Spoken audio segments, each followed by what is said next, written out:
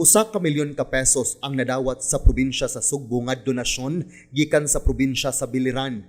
Personal nga gitunol ni Biliran Vice Governor Brigido Caneja III og kaubanan o gidawat kini ni Gobernador Gwen Garcia karong adlaw, Pebrero 9. Ang pagbisita ni Vice Governor Caneja og kaubanan gihangop ni Garcia kinsa mapasalamaton sa mga opisyalis sa Biliran tungod kay ila gayud gihatagan og panahon ang pagtabok dinhi sa Sugbo aron ihatod ang maong tseke.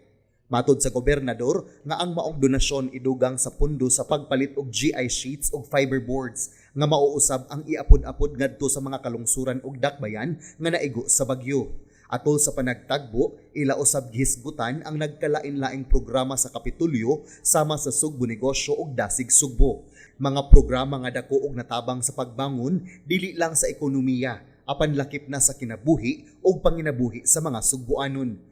Samtang sa samang adlaw miduaw sa Kapitulyo si Taiwan Ambassador to the Philippines De Yong Se aron ipahibaw kang Garcia nga adunay moabot nga 2 ka container vans sa relief assistance ug building materials nga ihatag ngadto sa mga biktima sa bagyo.